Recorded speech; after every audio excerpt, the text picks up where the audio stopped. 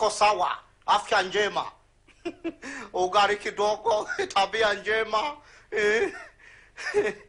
Mimi wana kitu kimoja ambacho labda leo ningekwambia ukijua na wewe. Mimi katika ofisi yangu bana, yani mafaili, barua za kutoka wapi, lawama, fitina, chuki, barua hizo, barua za malalamiko, mikopo, barua nyingi, anakuambia faili zimejaa kwenye ofisi yangu.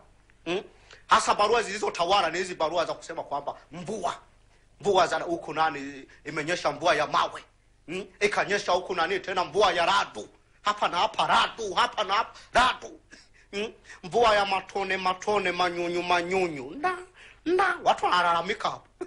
Mahindi hayalimiki. Ukitaka kupeka labda upeke kaweka kamoja, ni matona ting kavu. Wengine nini hii mvua hizi za nini, mafuriko. Mafuriko hacha kabisa. Mimi tu katika mvua zote hizo ambayo ipata, mvua za mafuriko, radu, mvua za kimbunga, niwape pole sana. Ndio maisha. Unakuta wewe unaomba upate kamvua kadogo, inafunguliwa mvua mpaka unasema yeba kamu. Na vile vile tena tukirudi kwenye sasa ile jamii, ile jamii ya kwenye katika sasa mtihani. Mtihani wa hapa juzi hapa huwa nani hiu.